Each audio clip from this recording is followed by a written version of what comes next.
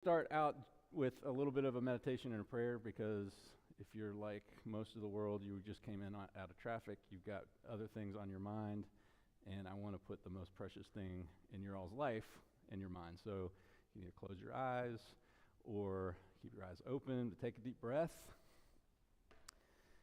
and imagine your child or children in your mind.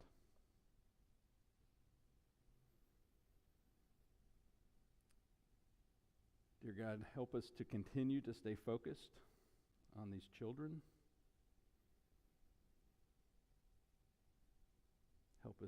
Help guide us to do your will for them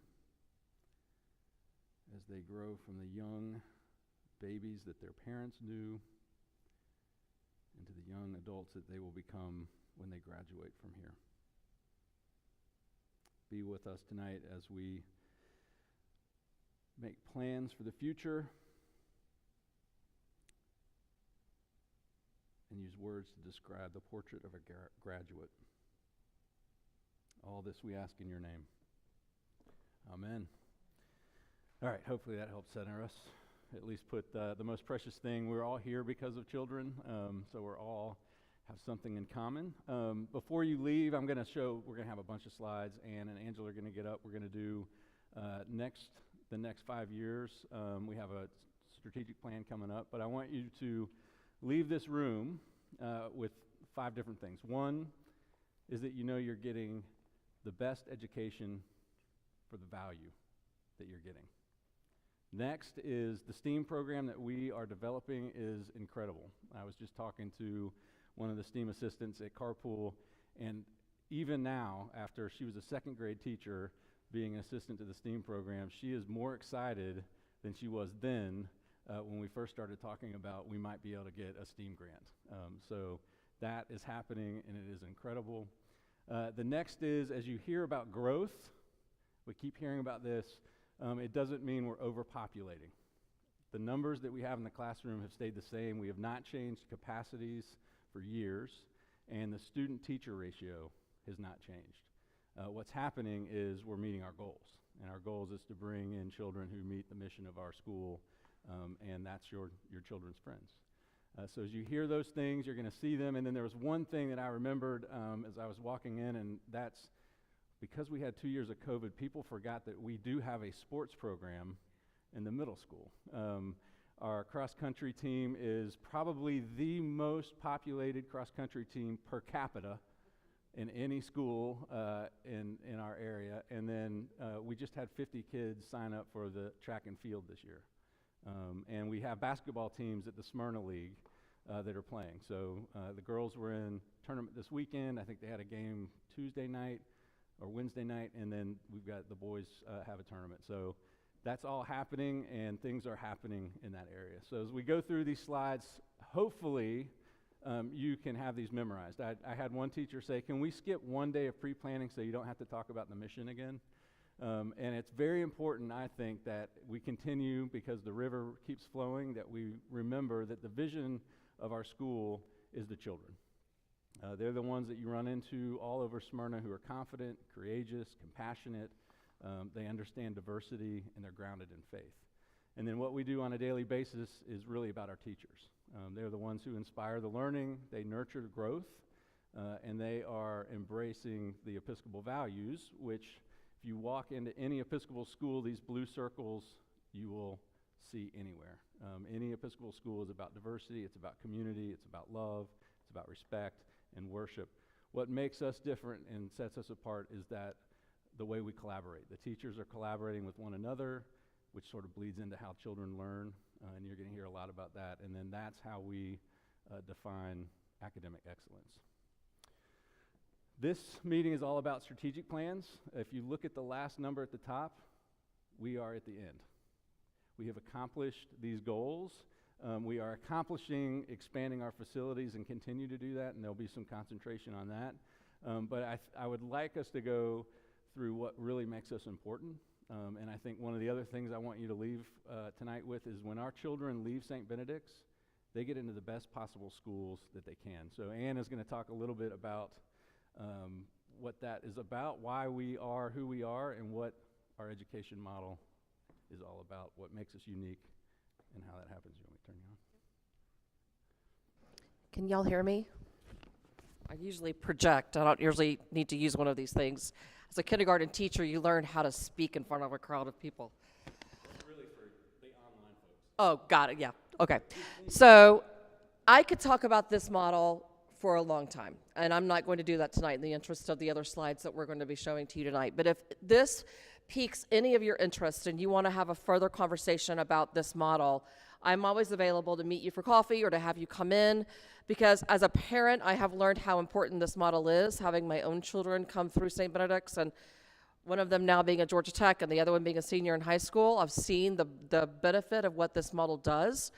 I also believe strongly in seeing, as an administrator, how this model works when we are teaching our 7th and 8th grade students, which I am doing. I finished teaching 8th grade last semester. I'm teaching 7th grade this semester. Watching this model play out in those students is something that is so important, and I love and I'm passionate about talking about it. So I invite you to engage me in those conversations if it's something that you're interested in hearing more about.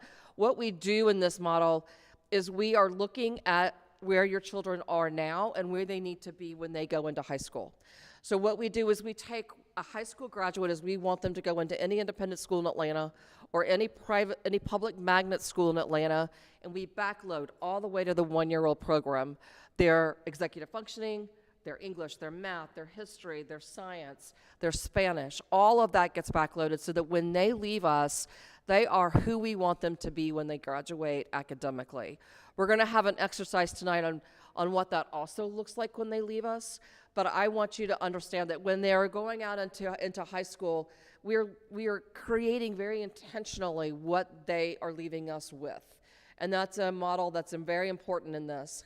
As a parent, I love the fact that when you have a 7th and 8th grader, they are the big kids on campus. Because in other schools where it's a preschool through 12th grade, they sometimes get lost in the shuffle. You hear a lot about what happens in those schools about SAT scores. You hear a lot about football teams. You hear a lot about baseball championships. You hear a lot about college placement. You see lots of cute pictures of the little ones. The middle schoolers sometimes fall in the cracks there. And what we do is we bring them out of the cracks in this model. So the time that they want to go in the crack the most is the time we pull them out of the cracks the hardest. So it's really important for me to talk about this and to help you understand it and to make you believe it passionately like I believe it passionately. When they leave us, they go into some of the top programs in the city. So these are some of the schools that our students are now attending academically. It's a very intentional outplacement process we go through for 8th graders. When they are in 8th grade first semester, we're building their resumes. We're talking about interview skills. We're talking about how to time manage. We're talking about how do you do an application, play soccer, and get your homework done. We're talking about all those things that are life skills, all those things that we do every day as adults that are so important for them to learn and so important for them to be able to internalize and then be able to go out into the world to do that. And every one of these schools has an expansion point at the 9th grade level, and they're very intentional about bringing in new students. So it's a great opportunity for students to go in and to see what it's like to be part of this bigger campus, to be part of a bigger school, to have some of these opportunities that high school brings for all of us. But it's also important for them to go through the process of getting into that. Because when my daughter applied to college, she understood how to prepare for a standardized test. She knew how to do an application. She understood she had to talk to her teachers about getting recommendations. I teach my 7th graders right now about perception as reality. So I may think that I'm the best student sitting in that classroom right now, but if the teacher doesn't think that, when they're filling out that recommendation form, that's an opportunity. And we can change that perception if we understand what our reality is. And so it's a very important lesson that I think they take with them as they move forward, and they have lots of success. In fact, in the last 2 years, every student that we had apply to one of these private schools got in. So that's a huge accomplishment. And if the private school option isn't the right one for your family, then we also partner with you for the public magnet school options. So what some families don't understand or may not know is that in Cobb County, there are 7 magnet programs that regardless whether you are zoned for them or not, you can apply into them. And they all have a particular focus. So that's the Cobb Academic Division. It's the conglomerate of all of them. There's Campbell IB is the one we all may know the most. That's the one that is kind of a college prep track. There's North Cobb, which is an international business and an international affairs track. South Cobb is pre-med. Wheeler is engineering. Kennesaw Mountain is a STEAM program. Pebblebrook is performing arts. And just in the second year, they have created a CETA program. It's right next to Osborne High School. It's a fabulous opportunity for trade. So for students who might not want to go that traditional college route, it has a wonderful partnerships within Smyrna to allow children to understand what that looks like to be one of the trade organizations. And it's more than just the electricians and the plumbers and the contractors. It's also some technology and some networking and how to build infrastructure. So it's a remarkable program, and we are very successful in getting them into all of these different ones. And we really have those individual meetings with your family, talk about where your family is, what are you looking for, what are your boundaries, what should you not look at, because it's just not a realistic expectation for your family to be able to go in that direction. And then we create a summer plan so that before the 8th grade year, they're coming in prepared and ready and know what they need to do. When they leave us, we continue to stay in touch with them, and we continue to see where they are successful beyond St. Benedict's. I think we're going to be able to show you. This is some of the colleges that our kids are attending. So it's fun to keep up with them. It's fun to understand where they're going and what they're doing next. Some of these students come back and volunteer with us. We had the Embry-Riddle graduate and one of our tech graduates come back this summer and do a STEAM camp for our preschoolers. So they're very involved, they're very engaged, they're here. They come back and they tell us all the things that they remember about being students here. They talk about the things that they took with them that made them successful in their high school and their college. And we hear a lot about the love of learning, building that desire to want to learn, building a Spanish core that is, we're second to none in the city. I'm convinced that we do that better than anybody else. So it's fun to keep up with them and learn what they do. And some of that contributes to where they go. So I think Polly is going to hand out, I think Polly said she'd do that, kind of a sheet for you that gives you a detailed look at where our graduates have gone since the first graduating class. So this gives you an opportunity to see the success we've had in outplacement, where our students are going, where our students are right now, where they've graduated from. And again, anytime that you have any questions about this, I welcome conversation. So you're welcome to come and have a talk with us. But this is just the last 2 years. We've had so much success with independent schools and the magnet programs that in the beginning when I started outplacement from my daughter, she was the first graduating class, I had to call the schools to come here. And now the schools call me and say, when can I come? And I love that. Like, I love the fact that Campbell IB wants to come and present to our students, because when they get into those programs, they know what a St. Benedict student looks like. And that is second to none. That's the best compliment we can get from any program. So what makes us unique?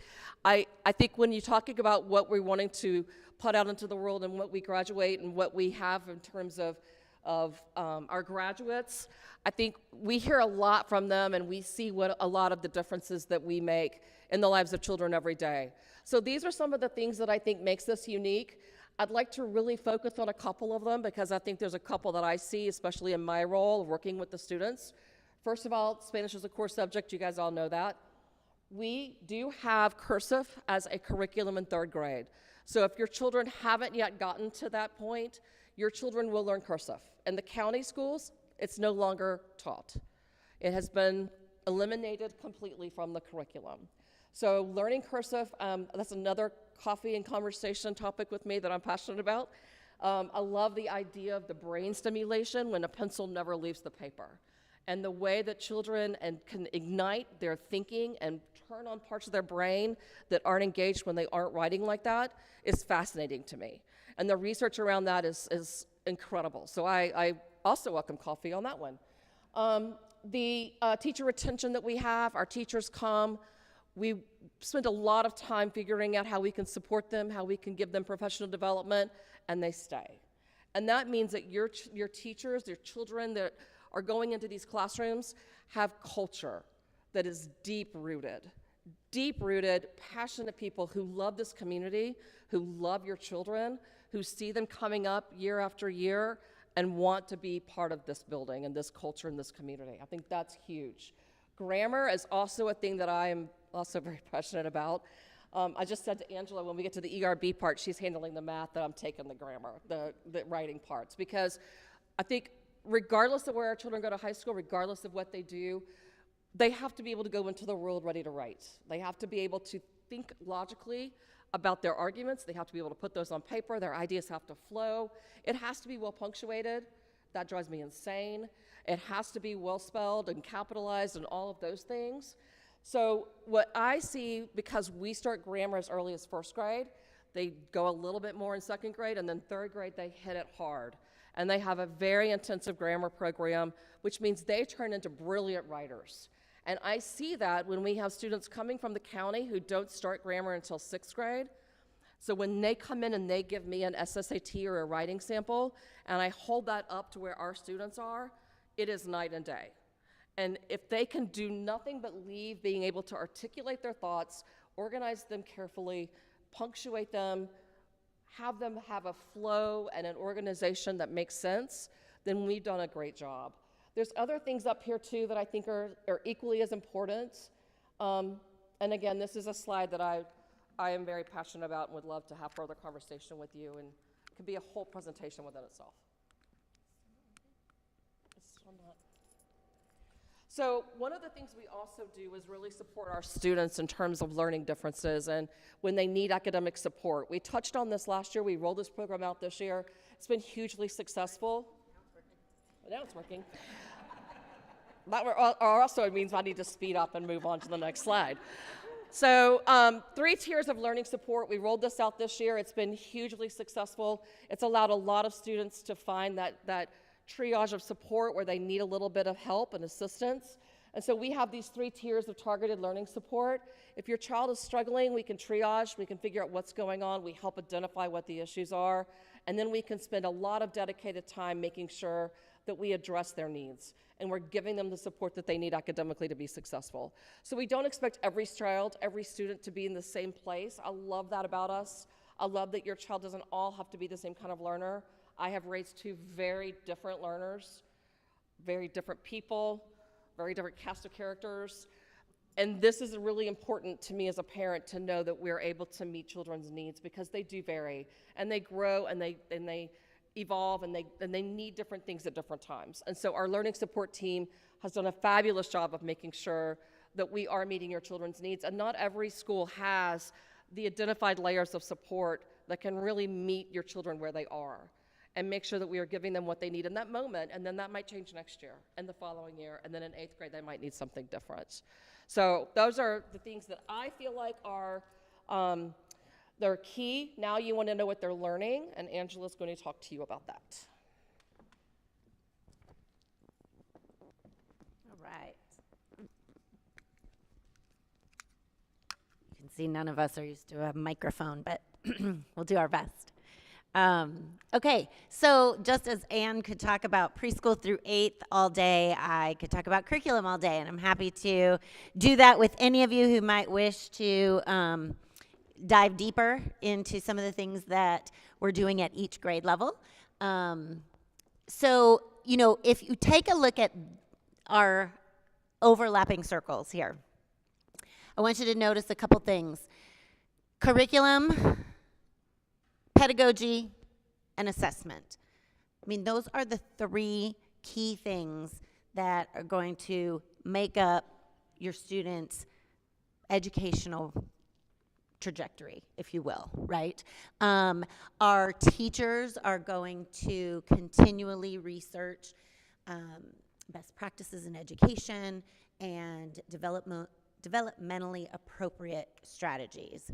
You know, we work with babies up through 14-year-olds, and so at every level, our children's needs change, and sometimes they change week to week. And, you know, our teachers, we like to say they always want to be one step ahead so that we are engaging. We want this to be a highly engaging place for your child. And so that is one of the ways that we do that is just by continual research, staying on top of best practices. And so curriculum, that is my passion. What is worth learning? Obviously, there are standards out there that tell us that. State standards, national standards, pedagogy. What is the best way to learn? As you know, we all learned in very different ways from the way students learn now.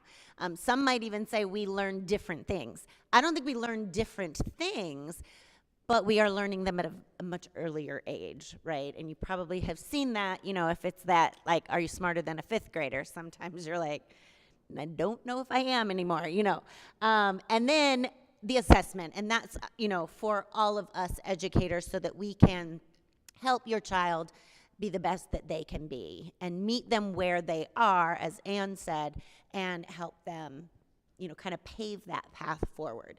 And so all of that aligns for the best student learning and the best environment.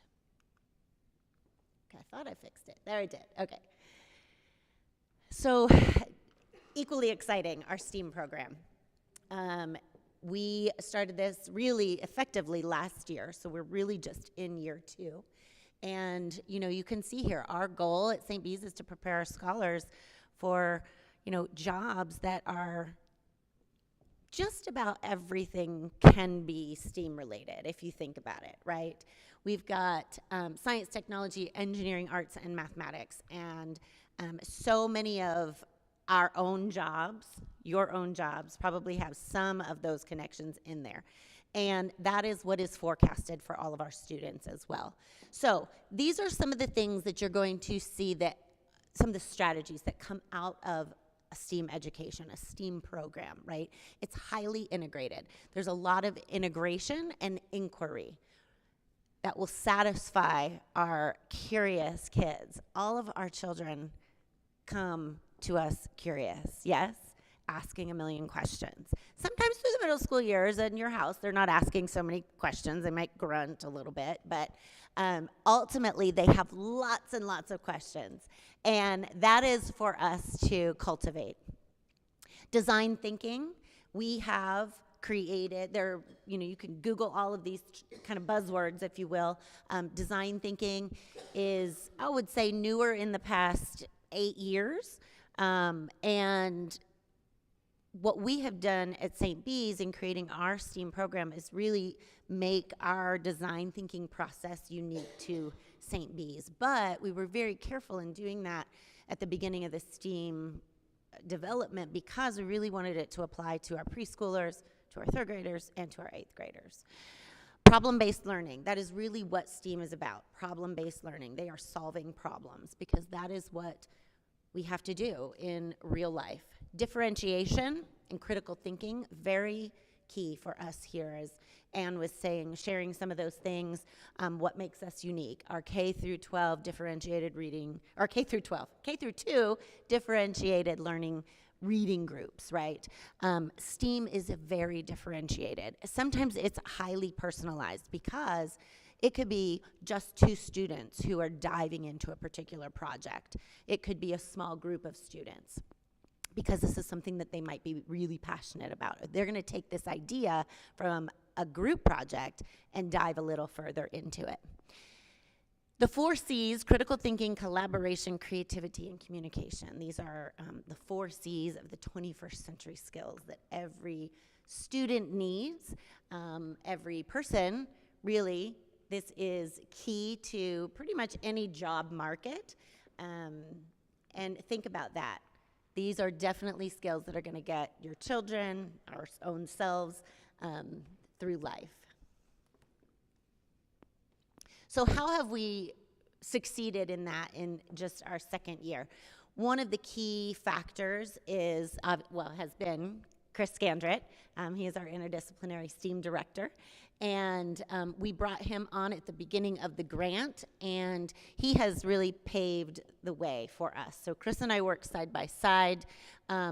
Really important, though, is that Chris can't do this on his own. I wouldn't be able to do this on my own, right? We needed all of the teachers to embrace STEAM so that it can be done in every classroom every day if they want to, right? So we needed a way to reach all teachers, and Chris and I came up with an acronym: REACH, remove the fear, educate and engage, affirm, collaborate, and hip-to-hip training. And so that is how we have gone through, and we continue to do that. And that has been really effective. And so we continually have professional development for the teachers. I mean, you just look at their faces. They love it just as much as the students love it, right? And they are learning here. And so that's what we love to see. We love for them to get super excited and take these ideas back to their classrooms. So there are really 4 stages of STEAM that we have embraced here at St. Benedict's: building challenges, engineering design challenges, robotics and coding, and then design competitions. And these first 3 stages are integrated into all of our core classes, integrated into our co-curricular classes as well. The design competitions are something that we are working toward with our robotics team. And we have a middle school robotics team that started this year, and we're looking to hopefully move into competition next fall. So that'll be very exciting. So what I wanted to do is just give you a very quick snapshot. I'm not going to go through every grade level, but give you a very quick snapshot of what does STEAM look like in the classroom. Now, hopefully, you've all heard of projects or activities that your children have already been engaging in. But here's an example of a coding activity with kindergarten. This is screen-free coding here in this particular example. So during social studies, they are studying community helpers. And obviously, some of the community helpers that they're studying were firefighters.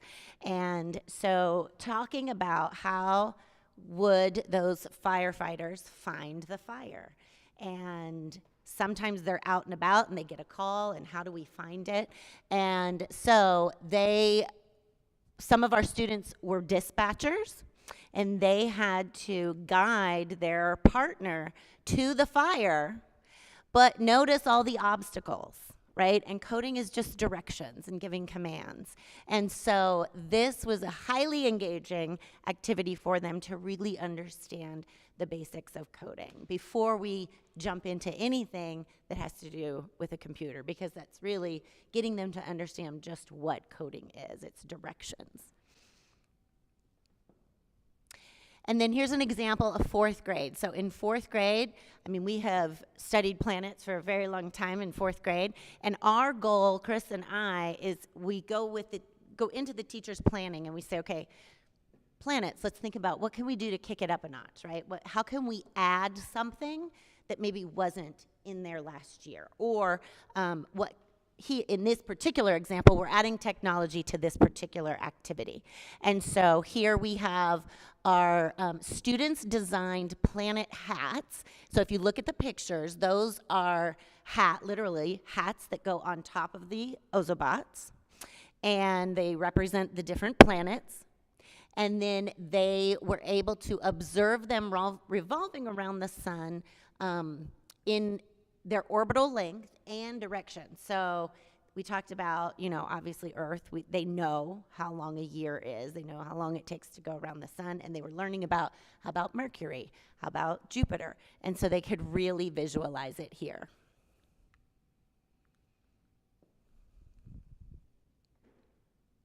And one last example from just 7th grade. So this is our STEAM elective. And so in 5th and 6th grade, our students take STEAM once a week. In 7th and 8th grade, it becomes an elective so that they can dive a little bit deeper into it if they're interested. Some of them may want to apply to some of these STEAM, schools. So Katie Axe offers the electives at the middle school level. So this particular group, this was just this semester, the first semester. So they were studying all about bridge building with trusses and the design and why that particular design can hold so much weight and why engineers might choose this to span a greater distance. And so they're learning all of these things. Then they had to use toothpicks and glue to build these. And then they tested them. Some of them withstood it. A lot of them did not. So this is what design thinking's about. Okay, we don't just abandon it. We don't just toss it in the trash. If I have to build this bridge in real life, I got to go back to the drawing board. I have to redesign, and I have to rebuild.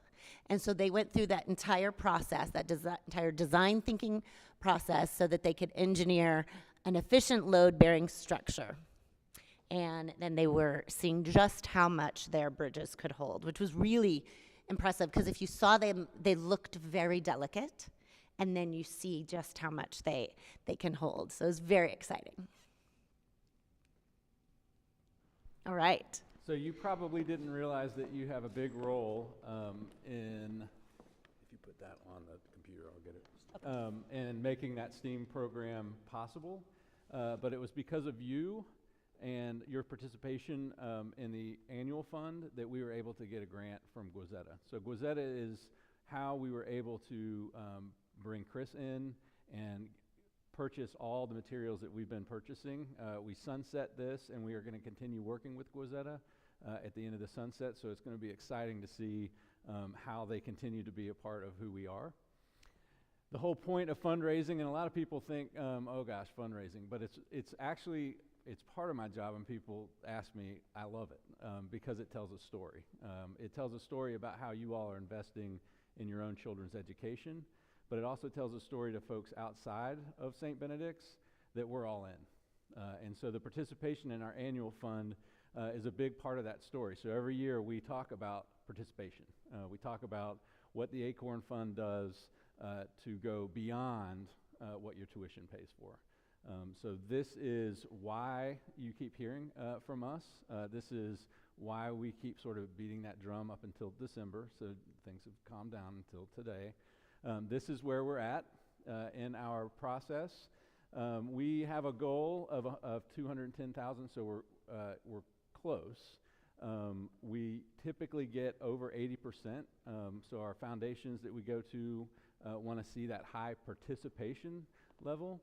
And think of it this way, $210,000 is leveraging the ability to get millions of dollars into our program. So that's beyond your tuition. A $200,000 investment to get millions, those of you who are in investment banking probably can't do that very often, but this is where you can do it. And I think the people we talk to love it because they walk through and they see their dollar going a lot farther here than it would somewhere else. Because we have a low tuition level, we have 2 working parents who are family at our school, and we're able to do incredible things with it, such as the ability to purchase that 4.2 acres that we did. Wasn't possible without your all's participation in this. Christy and I, and I'll talk a little bit about this later, but being able to get the learning cottages, that was a big part of this, and again, our STEAM program. The preschool playground was your participation in PA, so it was a little bit different there. And then enhancing our professional development and being able to bring teachers and retain teachers, that's a big part of what that's all about. So a lot of you probably thought this was the only thing we were going to be talking about tonight. We've gone through a lot of our strategic plan, and I'm kind of showing you how much further we've pushed what we've already pretty much hit our objectives. This is the one area that's exciting, but it's not the only thing that we're doing. So you have hopefully, maybe, and if you haven't seen this, this was our We Did It and Are You In video. And the reason I love it is because the kids are in it. We started the capital campaign by imagining. Imagine what this school would look like with a new piece of property, and we could spread everyone out across all the properties. And with your help, we were able to get approved. We closed on this property. It is now ours. Now let's imagine some more. Imagine what this property will look like with a middle school building on it. Imagine classrooms the size that they can fit in. Imagine lockers. Imagine them moving through the hallways. Imagine an auditorium big enough to play basketball in. Imagine a field where they can run out of class, play sports, get the wiggles out.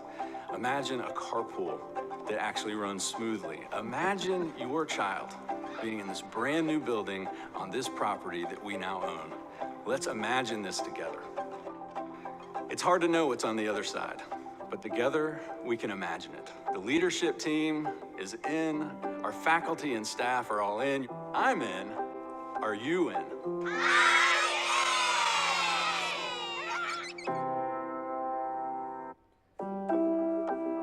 Get past this. There we go. So, planning a capital campaign is something that happens way before what you see, but this is sort of a way of looking at what you're going to see.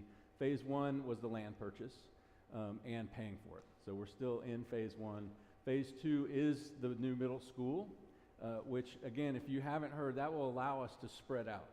So the idea is to take our 5th through 8th grade, 3 sections over there with a STEM building, an auditorium big enough for a half-court basketball. We've got 3 classrooms for each grade. We've got art in there. We're going to try and get a library in there at stage 3 and a larger gymnasium at stage 3. Things changed a lot along the way because of zoning. So getting zoned again will be a fun challenge. I think, I don't know, I stopped counting at 25 times I've been through zoning since I've been here. So my most fun was changing the number 2 for a 2-year-old program to 0. I had to go through zoning. So that's what that was about. This is sort of going out from where we are now into that first phase and into the second. So we've done all the pre-planning, we've done a feasibility study, we've done the campaign planning. We are currently in the quiet phase. The quiet phase, in 6 weeks, Christy and I were able to raise 1.9 million, which happened like that, not because of us, but because families were willing to take a chance and really put money into something that maybe their child wouldn't see this. Maybe we wouldn't get the land and it zoned. Maybe we weren't able to purchase it, but they jumped in immediately. It had a lot to do with the fact that they see the value of this school for their community, and when their child graduates, to be able to look back and say, I was a part of that. So this is where we are in the quiet phase. We will be kicking off as soon as we get through the 3.2 million and into raising money for the building. And that will be the next phase. If you want to be involved, this is all the ways you can be involved. People have asked me, what is the timeline for that? The timeline is about how involved you all will be in this process. And one of the things I think a lot of us ask whenever we were asked for money, and if I've been where you are, you look around and you go, if I do it, are they going to do it? That's the whole point of being in a community, is that we all have to be in it. And the faster we can get involved, the faster we can be a part of it, the faster we can do it. So one of the things people want to know, in March we're going to thank all the people who have been involved. If you want to be a part of that, please let Christy and I know. We are both triathlete omelet fans at First Watch. And we switch off between that and just a very light breakfast or coffee, if you want to do that. We are more than happy to do it. Stephanie is here too. She's our development director, and make sure all of this gets magnified as much as possible.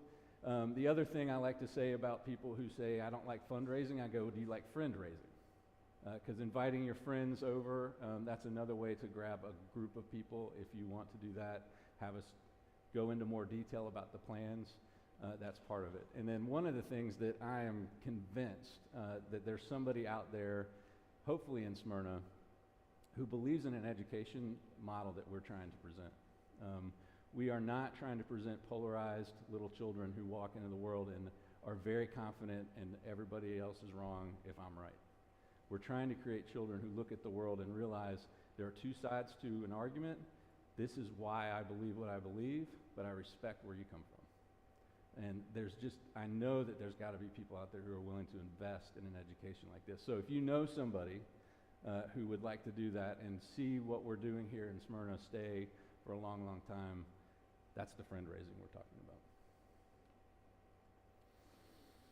All right, I'm going to go real quick through these, and then we have a fun activity for you all to help us move into the next phase of our strategic plan. So on that strategic plan was marketing and communication. We did an audit, and Katrina, are you up there? You want to wait? Always behind the scenes, but she did an audit of all the ways we communicate with you, And all the feedback we've gotten that we communicate too much, if you saw that list, you would be flabbergasted. Yes, we do. We communicate a lot and in a lot of different ways. Through that audit, we're able to see, what ways actually meet you where you are, when you need to hear it, at the right time to hear it. So we're working on that, and maybe just having one place. We've heard what you had to say, but it's a lot better to hear that we're communicating too much than we're not communicating enough. If you want to know what's going on, go to the buzz. Hopefully there's a summary of dates right at the top. Just glance at that and see if there's anything new that you want to look at. That's how you learn about everything, including one of the most exciting things is our after-school program. You've seen different faces. If you've been here a while, you've seen a lot of different faces. If you are here in the next 3 to 5 years, I've done my job, and she will be here through all that. We have elevated the director to be sort of an auxiliary director and on the leadership team, so that she's looking at all the different areas of our school, not just after school, but integrating what may be happening in after school with a field trip or vice versa. And then looking at what we're bringing in. I've had other parents at other schools go, how do you guys get such rich programs? It's making sure there's leadership in place that can do that. And then keeping workers in this environment right now is very hard. We're really finding some great people who, when you walk in the room, they're smiling at kids. They're not just there to babysit. They want to enrich the program. Our preschool, Genesis, is in there with doing STEM programs, and Chris hasn't even had a conversation with her yet. So it's incredible what Caroline has already brought to the program, and will continue to be. One of the things we're working on is making sure when you come to the door with Pick My Kid, you're not there for very long. If I walk by you and ask, how long have you been here? Not long. Why? I'm just doing an audit. I'm just making sure we're doing what we said. Because there was a time when things were moving around here, we didn't have the quality that we have now in place, and so we're doing that. Enrollment is one of those things that's continual. In our strategic plan, it's mirroring the community, trying to make sure that who we bring into the classroom are friends with your children. They meet the mission, they understand who and what we are. These are some important dates that are on the font, or that stand with the water in it on your way out. So the most important one is February 1st, because deposits, because we're in an automatic re-enrollment, will be removed on the 15th, and it'll be, you're in for the next year at that point. These are some other dates for financial aid. And one of the questions that you all probably have come with, this comes straight from the letter that got sent out about where tuition increase goes. You saw the retention rate that we get from our teachers. If you haven't been watching the news, there's something called inflation happening right now. There's the R word, which I won't even mention, that I don't think we're in yet, but may be coming. So a lot of this goes to over 85% goes to our teachers' salaries and staff to make sure that we are keeping them happy. They are not here because of the money. They are here because of your children and because of the community that we're building. But as they will say, money doesn't hurt. So think about that as you looked at those tuition dollars. And then the fees, parent association fees are in that. We've been working with the parent association to figure out how we can stop another thing that you all keep saying. You keep asking us for money, nickeling and diming. If you hear nothing else again tonight, you will hear that the most important thing that we can ask for is participation in that annual fund. Everything else is icing, but our parent association does an amazing job. If you're on the parent association, raise your hand. Alex just walked out, he's the treasurer. The work that you all do, I'm still trying to figure out a way to say thank you in a way that's meaningful and appropriate. But everything that we do is for the teachers or for building community and making this a place where you are together with your friends and your children's parents' friends. And then the other thing people always ask about enrollment, what are our numbers in diversity? This is a good snapshot. We are above the last census I saw in Smyrna, which was 41% minority. So we are at 43%.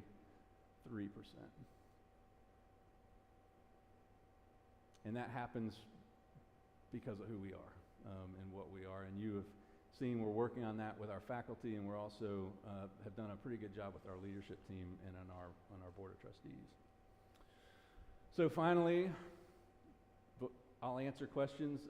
You are going to be doing some very important work. Our teachers are doing that. Angela's going to speak more about that, about how you can help us with the next strategic plan. And then if you want to stay longer, if your child took an ERB, or will be next year, the 3rd grade, so if you're a 2nd grade parent next year, they'll start taking our standardized test. It's how we measure ourselves against other independent schools. There's a lot there that you can stay for. So, questions before we go into small group work?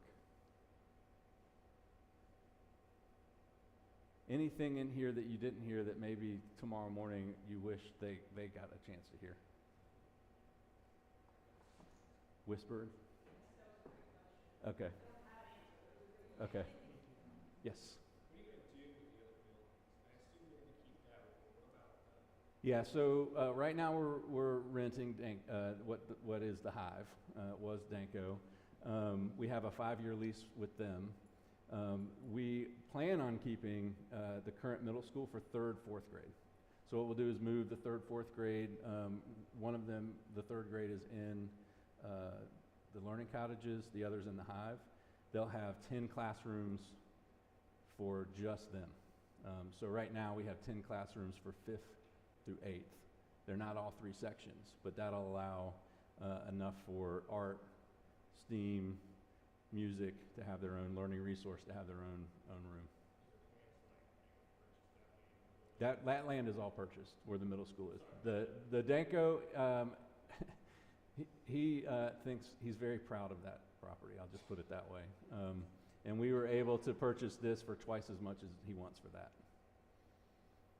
So, and we got 8 times the acreage. Yeah, so we're working on it. If we keep it, it's obviously a long-term. This whole area will look good. We are pretty confident that you can't put a Dunkin' Donuts in there because the county has already said if anybody else buys it, they have to close that little ramp that they made us close. It didn't stop our owner from coming and meeting some of his buddies for golf. He just pulled right up on us beside it, right into our parking lot. Do you remember that? I do. That's the kind. He's a good guy, but does that answer that? And it'll spread out this also. Oh, you do? Yeah. I mean, there are all kinds of like 2nd, 3rd type plans that are just not even worth talking about. So this. Yeah. Agreed. We're how many miles outside the loop? If we were that many miles inside the loop, we'd be in a different price range of parents and wealth and all the kind of things that I'm glad we're not. All right. No? Okay. Awesome. And again, if you do have like detailed questions, we were right across the street from First Watch. We can go grab a cup of coffee. Any one of us can meet in the conference room. So.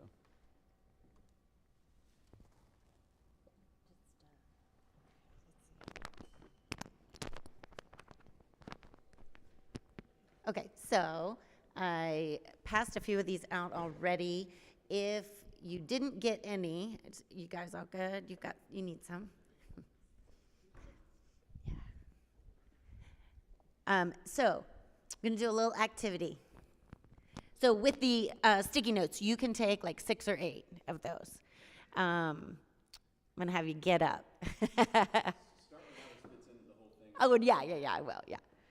All right, so you can see on the screen, we have something called Portrait of a Graduate. So when we returned from the holiday break, we, as a faculty and staff, every employee, got together for some professional development. And part of what we really wanted to create was this idea of Portrait of a Graduate. I'm gonna go higher than that. Okay, yeah.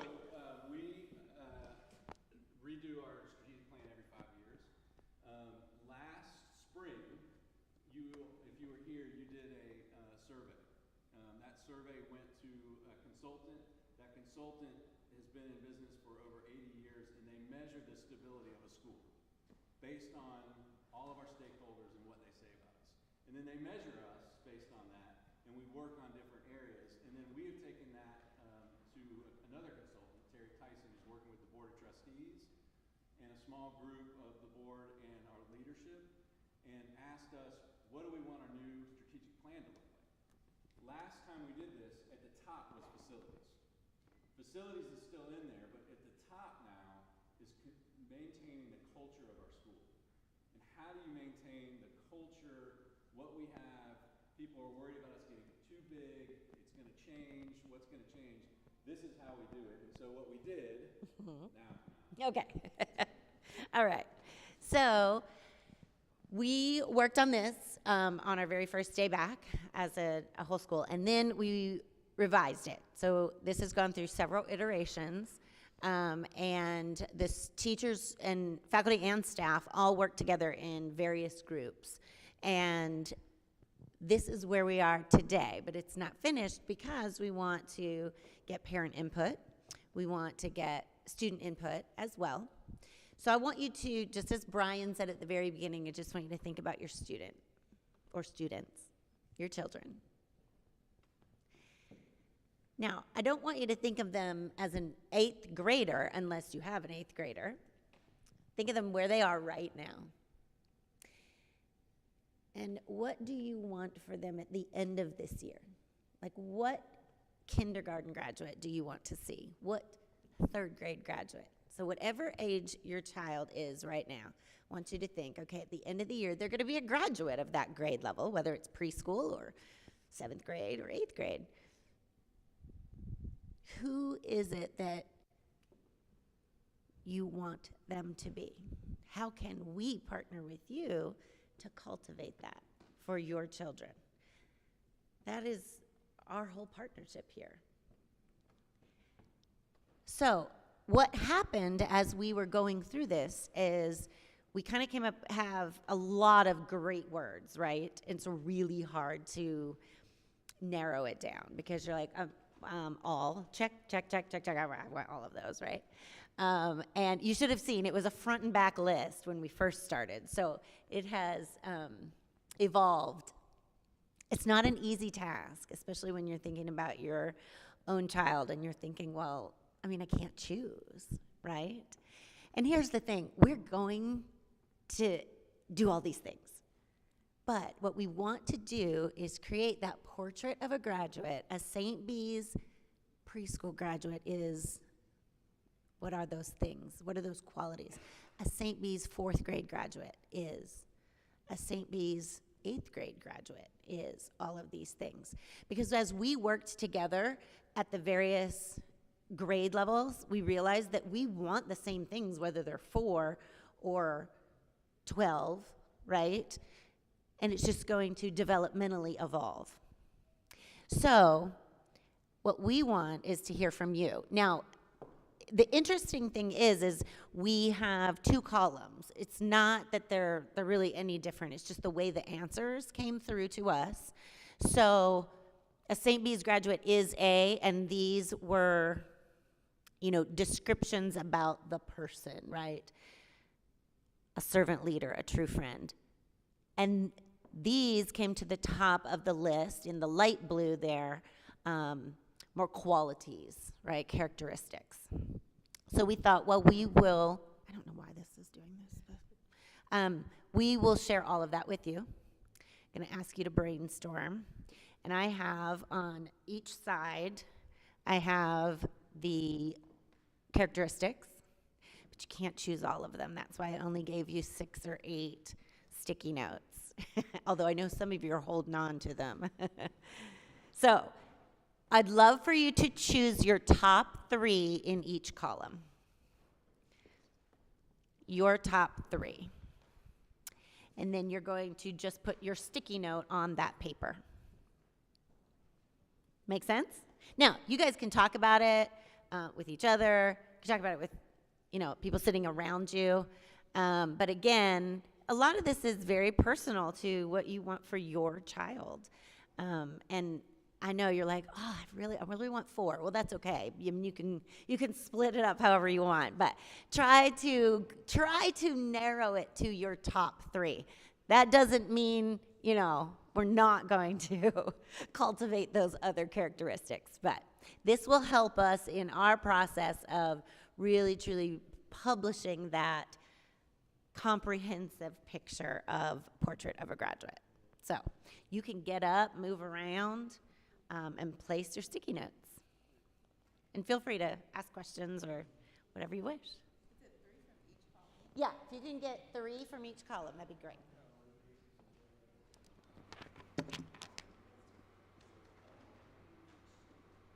And let's see.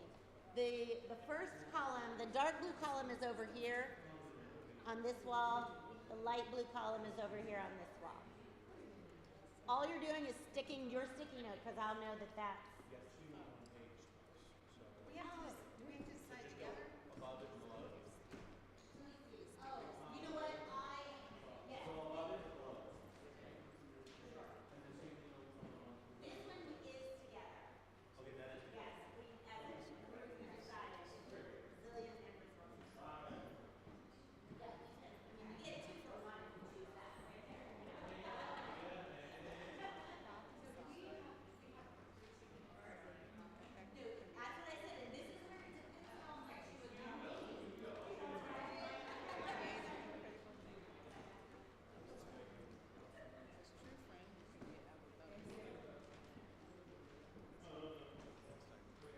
Okay, on my paper over here, we did combine resilient and resourceful. So you're getting a 2 for 1 deal there.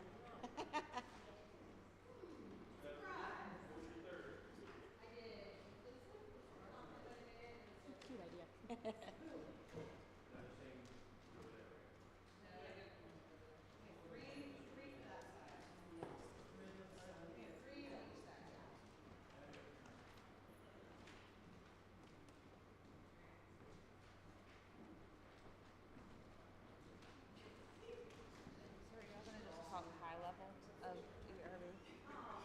We're going to explain to, yeah, a little bit about all of it. Yeah. I'll have a specific question. So it's interesting because Evelyn flip-flopped. Okay. Better in like math or language, opposite from last year. That's interesting, yeah.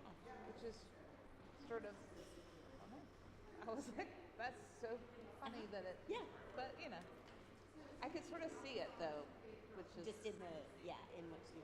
Yeah. Which is which for her this year? So math went down. So it's just the harder content, right?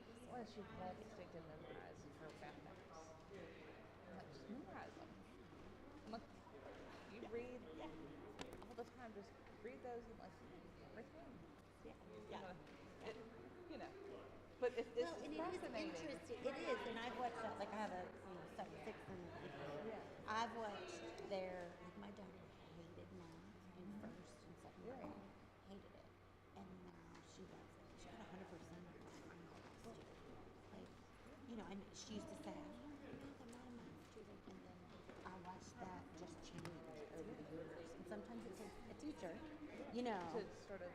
But I think it does then too. They learn like what their strengths are, right? Like I'm a better writer than I am at this, but that evolves too. Well, and it's funny because she came in second grade, so she didn't have that like the English. Yeah, sure. She was taught. I mean, totally different. Yeah. And so I feel like she sort of struggled a little bit with some of the Shirley English, some of the spelling rules versus memorization. It's been fascinating to sort of see. Yeah. So I'll say and listen because I'm curious. Do. Okay, we're going to get into. Thank you for your help. Yes, thank you. Thank you. We are going to get into a riveting ERB conversation. Well, I had my go. Is anyone staying for riveting ERB conversation? Yes. Okay. All right. So Angela would do this together. I guess I should use the mic. In the interest of time, we just want to get through these. This is not necessarily an easy thing to always understand. So if you require more explanation and you want to talk about your child's individual results, you're welcome to reach out to either one of us, and we're both happy to go through that with you. Yep. And then I'm going to pass off to you at some. We didn't talk about how we're going to do this, so we'll just jump in. We're good at doing that. Okay, so standardized test. Why administer a standardized test? What's the importance of it? What's the need for it? And really, we use it here at St. Benedict's to evaluate curriculum. I try really hard to encourage families when they're looking at standardized tests to remember it's just a snapshot of one day. Whether we're talking about the ERBs, the SSATs, the PSATs, the SATs, the ACTs for college, it's just one day. Some people take standardized tests really well. Other people are complete messes when it comes to it. And I think it's used to give parents more data, but it's not the data. It's not the only thing that we need to look at. In fact, I would argue, as someone who's not a huge fan of standardized tests, that the things that they don't measure are some of the most important things that we're looking at when we're considering your student. So their personal character, their effort, their focus, their endurance, their grit, their ability to stay with a task, their resilience, their creativity, their problem solving, their social emotional learning. All of this I would challenge is probably as important, if not more important, than what some of the standardized tests actually do measure. And when we look at what they do measure, which I think is the next slide, are you going to advance it to it is a test. We use the ERB, as Brian said, because it's used by a lot of the independent schools in Atlanta. It's used by a lot of the independent schools in Georgia, and it allows us to look at our curriculum as compared to other independent schools. You have to be very careful at looking at standardized tests. We had a interim head of school once who gave a very interesting dissertation on how standardized tests were all created, and I learned a lot from him about this. One of the things I learned is that when you're looking at standardized tests and you're comparing standardized tests, you can't compare an ERB to an Iowa or an ERB to an SSAT. They have different norm groups. They're testing for different things, and they have different ways of interpreting the data.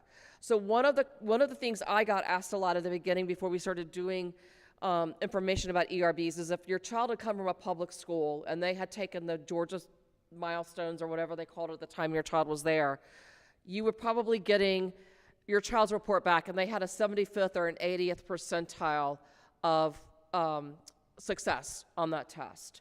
That's a different norm group than what the ERB's norm group is. So the ERB is only given a norm to the top 20% of students in the country. So it's not given to the students that are suffering academically in a school.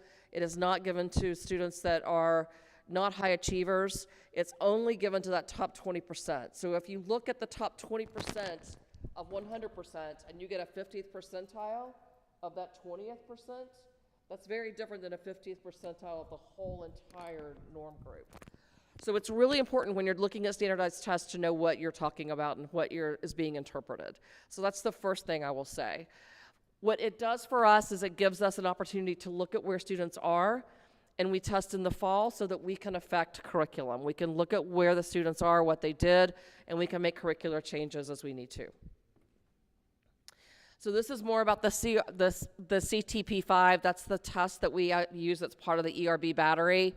As that last slide said, we do use a computerized test for 5th, 6th, 7th, and 8th, and a pen and pencil test for 3rd and 4th. So oftentimes, because our assessments are not built this way, this is the first time some children have had to experience a multiple choice test.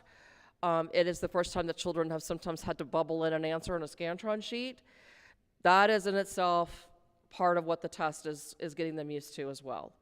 But what's covered on the CTP5, depending on where your child is in terms of grade, there are different tests and subtests. I'm not going to read through all of that because you guys can see on your own student report what the subtests are. The auditory comprehension is completely read to them.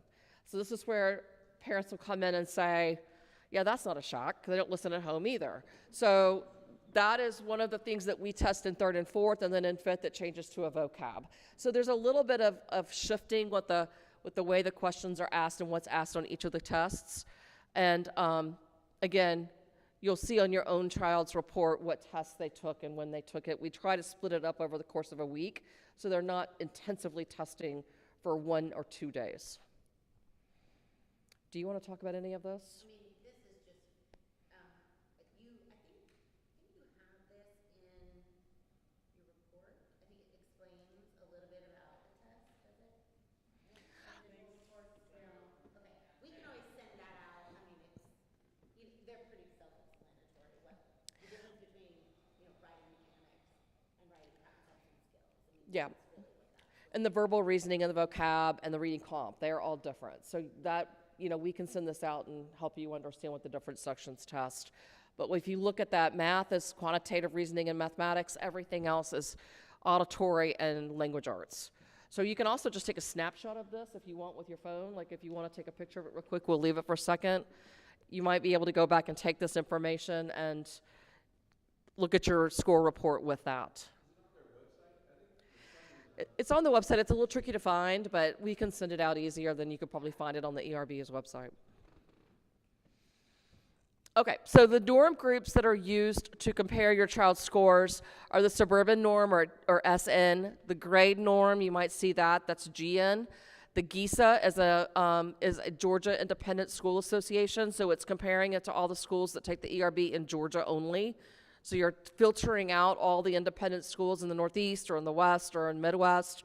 And then you will see an independent school norm, which is the IN. You might have an IN on your report, and that's a general independent school. So you've got the independent school, you've got the GISA. We like to look at the GISA norms because that gives us an idea of how your students are comparing within the Georgia independent schools, where we're using some similar standards and similar maps and sequences.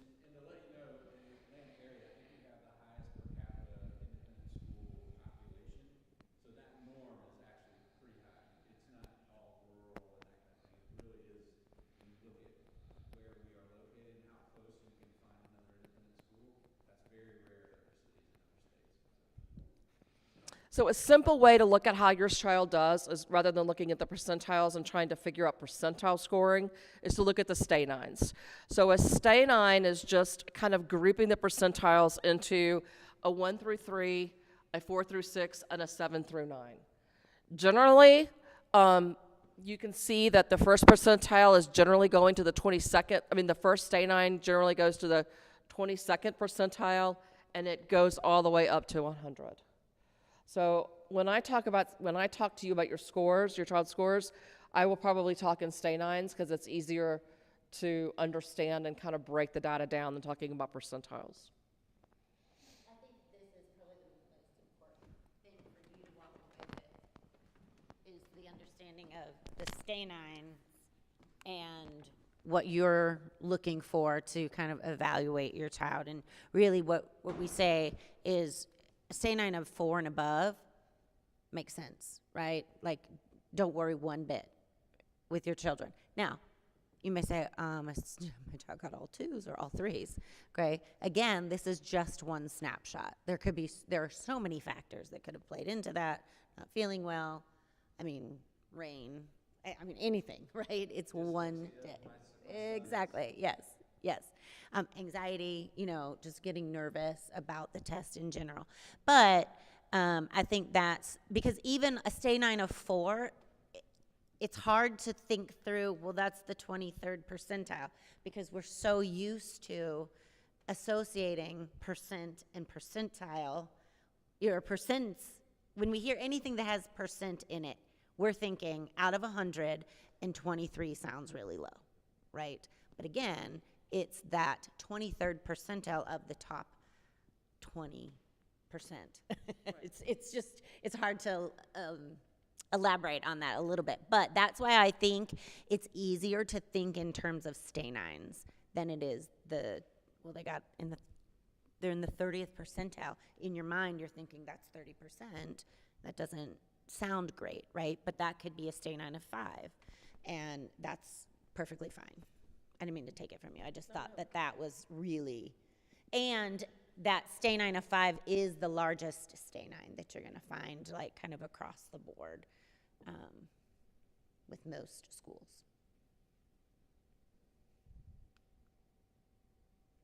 Okay, come on, yeah. You get the verbal reasoning. Brought my cheat sheet. Oh, she has her answer. Okay. The other thing I want to say about state answers before we go to these sample questions is just when you're looking at your children's scores, we want to see how it correlates to classroom performance. So if you know your children are struggling in math, you want to see that probably language arts are higher than math. You're looking for consistencies and you're looking for patterns. So as we go into these sample questions, we're going to go through a whole sample report in just a second, but I thought it'd be fun just to ask you some of the questions that your children have seen on this test. Don't worry, we're not taking grades, and your children's grades will not be affected by your answers. And I've already told Angela I can't answer the math, so I'm going to do the language arts, and she's going to do the math. So branch is to tree as engine is to automobile. This is a 5th grade verbal reasoning question. The relationship suggested by each set of analogies is best described as object to purpose, definition to example, cause to effect, or part to whole. Shout out your answers. Part to whole, D, right. Okay, writing, concepts and skills. If your children haven't or they're not versed in analogies, that's going to trip them up. So that's something that is a skill to learn as well. Which of the following is the best way of stating the idea? This is for a grade 4. The heat from the fire on the other side of the room can be felt. The heat from the fire can be felt on the other side of the room. On the other side of the room from the fire, you can feel the heat. You can feel the other side of the room, the heat from the fire. Now imagine your 4th grader sitting there looking at these answers and the level of I'm serious about, they're going to read, all the words are going to be the same. They might or might not notice that there's commas inserted around some phrases. They may or may not have the tenacity and the grit yet to dissect this. And they're going to be like, well, I don't know, it's all the same. I'm just going to say the one that makes the most sense to me when I read it to myself. It's very, very tricky, and it's purposely meant to trick them. So shout out your answers for this one. Oh. No one wants to guess? B. B is the answer. Yep, that's the answer. All right, let's go to the next one real quick. I'm not going to, we have, can it go through? Okay, grade 6 verbal reasoning. Sylvia notices that when her alarm clock goes off in the morning, her dog Spot picks up his food dish with his mouth. She then feeds Spot his breakfast. Sylvia concludes that Spot thinks that the alarm means it's time to eat. Which of the following is the best way to test this conclusion? A, give Spot a different kind of food in the morning and see if Spot picks up the dish. B, wait until Spot picks up his dish in the morning and then set off the alarm clock. C, set off the alarm clock at different times of the day and see if Spot picks up his dish. Or D, play a different kind of alarm clock each day and then feed Spot. Now, the first thing I want you to notice for 6th graders, there's a lot of words on that question. Answer guesses? C. The last one for writing concepts and skills, grade 7. Which of the following statements for a middle school student would be the most likely to convince the school principal to start a drama club? Lots of kids want to take part in shows when they get to high school, but they don't have a chance unless they get real experience in middle school. B, participation in drama clubs has been shown to help students achieve high grades and increase their self-esteem. C, it's so unfair that everyone talks about sports and music activities and never even thinks about drama. Or D, wouldn't it be fun to go to a student drama production twice a year and see what middle schoolers can do? Your 7th grader is taking this test. What do you think their answer would be? Or what do you think the answer is? A. So that is a tricky question. So that is one of the examples of what the language arts looks like. Angela's going to do the math. Well, and I think with this one, what's interesting and even trickier is that often, students may say, well, sometimes I like to start my papers with a question, like to hook my audience, right? And that's true, and that's great. And so that student who might have that strategy for writing might choose D, right? So again, multiple choice. There's 3 wrong answers in front of you, right? It is a bit tricky. So that's why we really stress to the students at every age level, try not to stress. We tell them that there are 3 wrong answers in front of you. There is only one right answer. However, that, do the best you can with that. So. Well, right. I mean, yeah. It's a bit subjective, realistically, right? I mean, yeah. Because you almost have to get into a debate with the kids about this, right? Because some students would say B, and then you're like, but do you have the proof? Is that really true? But When I give the students the SSAT, which is the entrance test for private high schools, I see questions like this all the time. Like I see questions that are purposely meant to trip them up. And that's why I'm not a huge fan of standardized tests. Or you get the all of the above, none of the above. Those are also super frustrating for them. Because some of them can make an argument for 1 or 2 or 3 of them, or none of them, or they get to that point, they're like, I don't know, I'm gonna guess at this point, And so the test is also meant to see how long they can stay with it and fight through some of that. all right, we're gonna let Anne answer this one by herself. I'm a kindergarten teacher, and I don't know if it's third grade, maybe 4th. Okay, here's 4th grade math. All right, the length of each side of the square above is doubled to make a new square. So A says the number of inches in the perimeter of the new square, and B says the number of inches in the area of the new square. So which statement is true, right? Is A greater than B? Is B greater than A? Are they equal? Or there is not enough information to tell which is greater? Or E, I'm totally confused, right? Okay, so, I mean, I'm going to give you some time to think about this. But right away, is this a very well-worded question? It's confusing right from the start, but it's what they see. And it's multi-step. And it doesn't tell them it's multi-step because it is all words. That's the other thing. It's all words. I mean, there's a number there, but there's a lot of reading in this. All right, so anybody want to yell out an answer? Very good. C. Excellent. All right, here's 6th grade math. All right, we're looking at the coordinates. So points Q, R, and S represent 3 vertices of square QRST. Which pair of coordinates represents point T, the 4th vertex in square QRST above? Now, they know how to read this, at this level. But some students may be looking at that going, I can't even find T, right? Because it's not there. There's a lot of things that can come into play. Like, I don't know, where is it? And unfortunately, they give you the opposites. So if you don't know to go X or Y axis first, well, you got a 50-50 shot, right? And so where is point T? C, yes, 5 and 3, because you go x-axis and then y. So, yeah. Yeah, you get that, right? Yeah. Yes.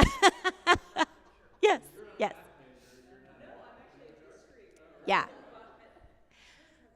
Well, and that's why, too, sometimes, I don't know if any of you did, if they came home after ERBs and you're like, how did you do? And sometimes they're like, no idea. Not sure. Might have been because of some of the wording, right? And it's the same, I have an 8th grader, so she just took the PSAT. Come out of that, how'd you think you did? Pretty sure failed it. No, it is a 10th grade test, right? But she didn't, but it's how she felt. I actually felt that way with the GRE. So I think that we all kind of have those feelings when it comes to a standardized test like that, right? But so what do we do, though? The goal is that they do encounter wording and problems like this in their math, right? So that they can try to take it apart, right? That's what they have to do with all of these questions on standardized tests is, that deduction and just, crossing out what you think definitely isn't there. And then sometimes you are left with just two options, and you do have to make your best, educated guess there.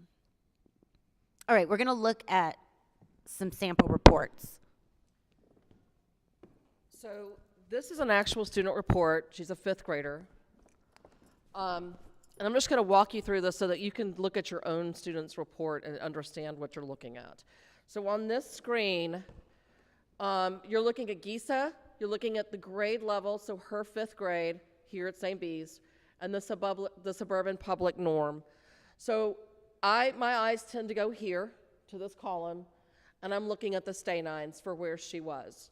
If you go back to the original slide of 1, 2, and 3, 4, 5, and 6, 7, 8, and 9, this student did really well. She didn't do so hot in math, but she did really great in the other areas. This particular student, I never see her without a book in her hand. Never. So when she's at recess, she's got a book in her hand. It kind of makes sense. She's reading a lot. She's probably having to dissect words in context. She's probably having to figure out what things mean. And I have not looked at her math grade, so I don't know what kind of a student she is in math, but this checks for me. This looks like what I typically would see. I might have expected her math to be a little bit higher because she's a super bright student, but the whole point of my saying that to you is that I always see her with a book in her hand, and it makes sense that her reading is extremely high and her math might not be so strong. If you go to the next slide, I love to look at page 2 the most because I think this is the most helpful page. So I always go when I'm looking at this to page 2, and I focus on this column, the student percent of mastery. So you can see how she did compared to GISA. So if you look at this column and this column only, you can see that this particular student scored on verbal reasoning higher than the GISA average. She scored higher than GISA average on vocab. If you look at that right there and that right there, you can see she scored higher. I'm not going into the subtests. I'm just looking at that one particular header. At comprehension, she did higher than the GISA. Writing higher than GISA. Writing concepts higher than GISA. And even on the math, where she struggled a little bit, she was right at the GISA, just a couple of points above that, but that's okay. She did fine. And what I would look at this is, let's go back at her percent of mastery, and let's just see where she struggled, right? So what were the area of contents that she struggled? So in math, she struggled at data analysis, statistics, and probability. I want to go back to her teacher and say, do you see areas there where she might need some extra help or some extra practice at those different sections? I also look at what a student has attempted, what the number were presented, and what she attempted. So if you look at where she was low, there were 8 questions that were presented. She attempted 5. She didn't answer all the questions.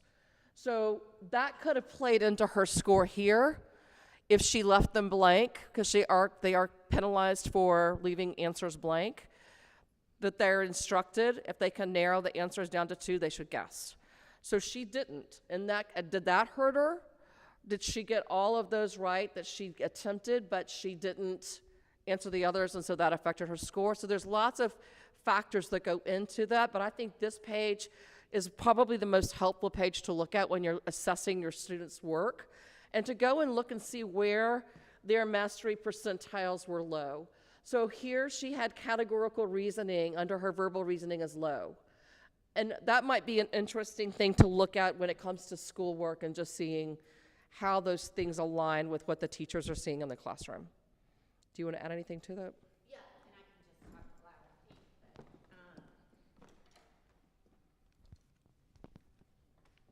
loud. So in addition to looking at the individual student, then what we do is we will look at the class as a whole for, let's say, categorical reasoning.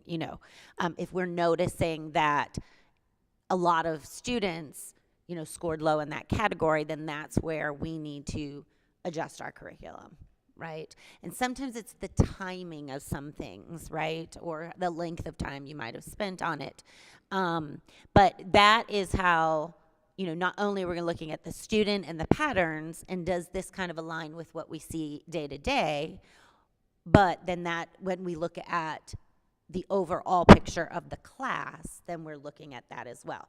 And the reason why we like to do this in the fall is because now there's still time, right? If this was summer, we don't have those same kids grouped necessarily together in that manner. And so that is why it's better for us. We find it more effective because then we can go back to the teacher and say, okay, it kind of looks like this. Let's look at, maybe we just need to circle back. I mean, if we only spent some certain amount of time on, the data analysis and statistics and problem solving, we've got a whole semester now to come back to that, right? So. And in that same vein, we might have decided when we did our curricular mapping for math that subject area wasn't going to be covered in 4th grade, it was going to be covered in 5th grade. So she might have done poorly on that, and the whole class may have done poorly on that, because that might not be a topic that in our math and sequencing that we cover in that grade level. It might be intentionally waiting to be covered the next year. More in depth, if you will. Yeah, more in depth. Maybe go deeper in it. Yeah. So it also, we look at it to see how does that align with where our curriculum is falling year after year after year, where the mapping and the vertical scope is going. Yep. Because, we do the test in the fall, so it is a comprehensive picture of, so if they're 4th grader, it's a comprehensive picture of their understanding of the 3rd grade concepts. But we do a lot of review at the beginning, but maybe we didn't do some statistics, review. And so those are all opportunities of growth for us, looking at, okay, making sure that we're not just reviewing to prep for the new year, but we're reviewing to really review that whole 3rd grade year before we jump into the 4th grade year, not just certain topics here and there that we know we're going to need here at the beginning of the year, if that makes sense. So there's a lot of information that we can gather, from that, from looking at these as a whole class. The SN norm there, is that the school norm? No, that is a suburban. That's the suburban. That's the suburban. Mm-hmm.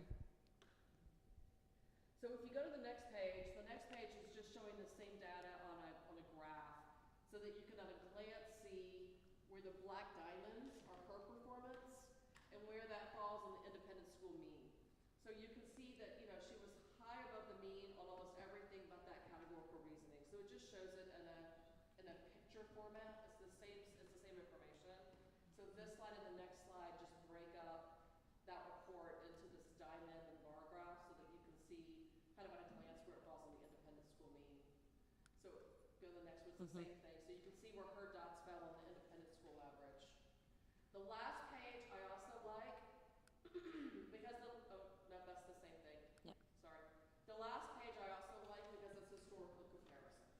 So what this does is show her performance from 2021 and her performance from 2022. So you can look and see, okay, well, she went down 1 stay 9 in verbal reasoning. Vocab wasn't assessed that particular year. So vocabulary wasn't a test she had the year before. She stayed the same at reading comp. She was flat with the writing. She was down 1 stay 9 in writing concepts. She went down in quantitative. She went down 1 in math. And it just gives us data so that we can keep an eye on it and make sure that we're seeing her classroom performance not going in this way. So it's just, again, it's a data point. So I really like to look at page 2 and this last page for historical. If your child is new and this is their first year, obviously you won't have the historical data there, but over time you'll start seeing trends. So I had a parent come in today and say, okay, my child did not do well in the ERB. I'm really worried about it, and they're about to apply out they're in 7th grade, and they're going to apply out for 8th grade for high school. So they're going to come back in 8th grade.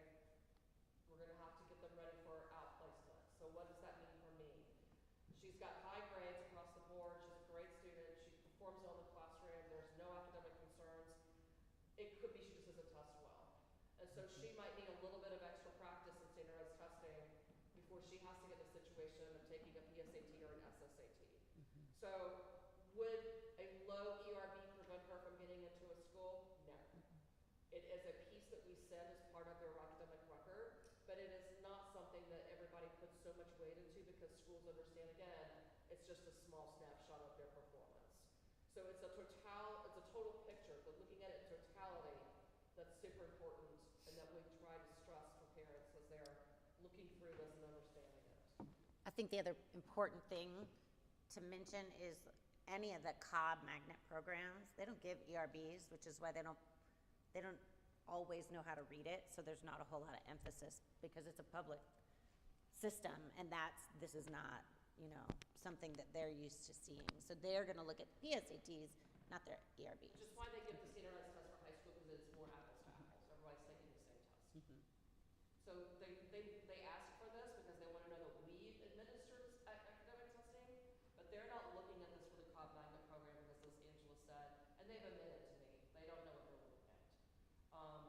And that's not, it's just not what they use. And so it's not useful data for them. What questions do you guys have that we didn't cover on ours? Are you more confused than you were when you walked in? Go. So I guess my only question, you talked about how you give the test early in the year so that you can use the data to potentially change the curriculum or reinforce certain things or whatever.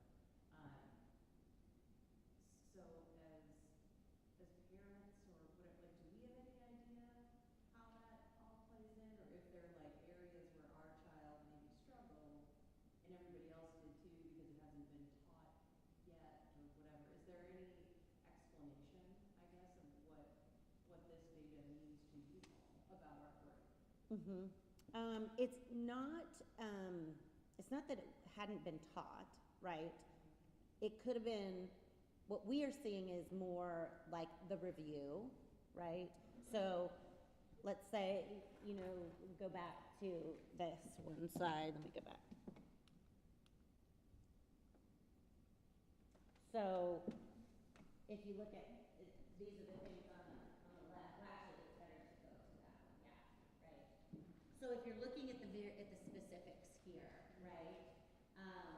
If, say you have a 5th grader, if geometry, for example, was a beginning of 4th grade unit, and we're not going to hit geometry in 5th grade till the end of the year, just where the pacing flies out, right? Then the 5th grade teachers initially might not have thought, okay, August, let's start to review geometry, because we're not getting to that until March, right? And then your child was like, forgets it because it was 8 months ago, right? So some of that we have to know that that's where we see a lot of the variations, right? Could have just been one blip with a few students.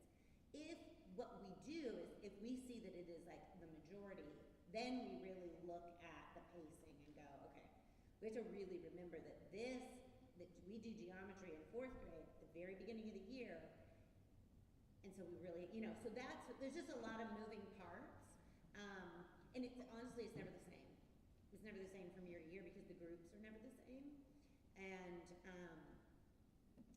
so it's not, we don't like give you like this big explanation of, oh, and by the way, your child probably didn't score well in X because we realized we didn't, teachers didn't, because it's more of that hindsight for us of, what could we do better? Because even, it is also like, yeah, we definitely review geometry. But then it's like, okay, but something didn't sink in with 10 of these students, right? So what could we do a little differently? And then we might have to look at specifically the student and then realize that it could be that particular part of the math is heavy reading. And it didn't have anything as much to do with their math ability as it did their reading ability, right? So it's a bit intricate when it comes to trying to decipher and figure out just what might have been the cause. If we see, you know, bubbles and trends like that. Does the company help you do that? No. Because this seems very difficult. I mean, just, like, I'm just They do. comparing my child's output with this one, and just like, they're sort of opposite in certain Yeah. areas, so it's like, how does that help? Yeah. Right, if they're just opposite. But here's the thing, we look at this child and we know that learner, and we look at your child and we know that learner, and then they might present as opposite in those, you know, fields. We might say, oh, absolutely, that makes complete sense, right? Yeah. It's where we look at it and it doesn't make sense that we just go to it's test anxiety or with a bad day or they're just not good testers or you get your child in the car and cries every day because they just took standardized tests. That's the other way they do it. So And here's the thing, with math, we wish there was no reading involved, right? Very little reading involved, but it's heavy reading. So, you know, that definitely plays a part because it's not really solely assessing their mathematical ability. And not all math is just numbers, but, you know, we really want to be able to, that when we are doing our in-school assessments, if we're wondering with a child, well, can you do this? Is it about the reading? We're able to read it to them. We're not unless they have that accommodation, right? We can't do that for everybody. Can't remove that piece of it. and it's hard to do some of the things you're asking too because this is it's an aptitude-based test, so it's taking information and seeing how they apply it or seeing how they dissect it. It's not like an achievement-based where it's rote. You know, you're not just testing them based on memorizing information and being able to regurgitate it back. So it's a higher level thinking test. And so it is hard to kind of pin it down in some areas because it really does require taking information that they've been taught and seeing how they can use it to solve problems. This is when I knew my son was going to have to go to Kennesaw before he went to Georgia Tech because he wasn't going to be able to test. He just doesn't test. Well, and there's an example, like with my daughter, who's an 8th grader now. She doesn't test real well, but she got one of the highest grades on her math final. But you're not going to know that by looking at her ERB or her BSAT scores.